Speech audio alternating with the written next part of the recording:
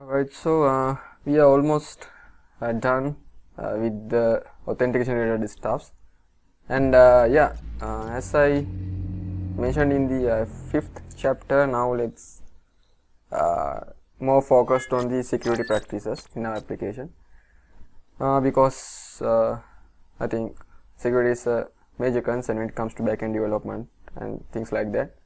So let's try to implement those logics inside our application. So the first thing that I'm going to focus is how to prevent those DDoS attacks and brute force attacks by limiting the rates of your API request. So we have to use a package called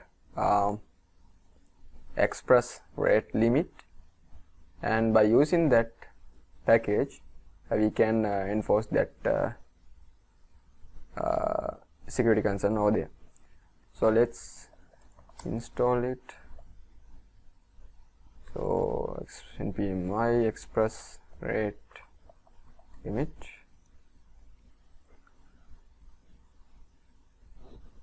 Right, so now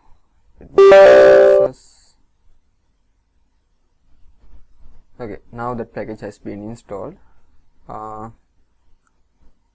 So let's use it, right? So let's go to the app, right? So server basically pointing to the app, and app is the place where we can enforce these sort of those security guards, right? Yeah, so let me implement that, require that package as rate limit, and it will be express rate limit, and we can specify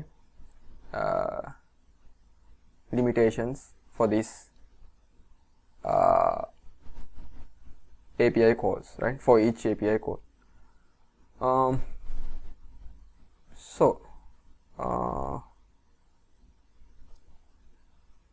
What we can do is that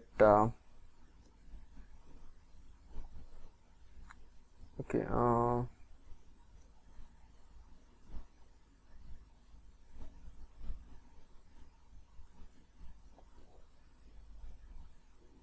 right, so for each API call this rate limiter should be implemented, right? Therefore first let's configure its options. So let's say limiter or rate limiter or something like that, and let's construct the rate limit object by using that rate limit function. So let's say my maximum attempts per one IP will be maybe 100, right? So this is the maximum request for API calls per IP, right? And we have to specify the time range as well. So which means what is the time that is going to allow this maximum number of API calls, right?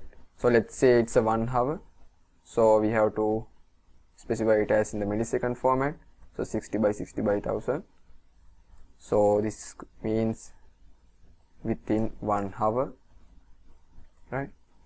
And if all of these stuffs are exceeded, then we can make an exception by simply saying maybe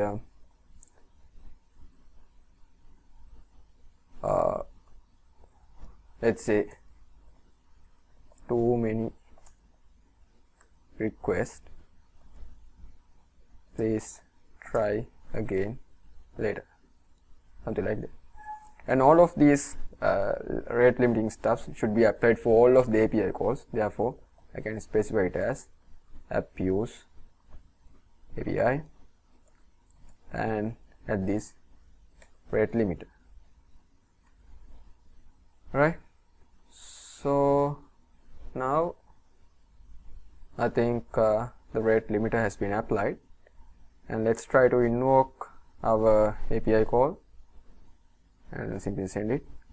Yeah, now one request has been initiated, so you can see that our rate limit headers has been added like this, right? You can say that the maximum, what is the maximum rate limit, and what is the remaining rate limit, and what is the date or time that you have engaged this API request, things like that. So likewise, if you are keep trying to send this request, you can see that the rate limit has been decreased. So if you exceed this limit, it will say, okay, you have attempted the maximum attempts, then you have to wait another hour to perform more API calls. But for the testing purposes, let me add this maximum as 3, and let me restart the server and let me send it again. Yeah, so it says the rate limit is 3, remaining is 2, and if I invoke it again, rate limit is 3, limit is 1, and this is my last call.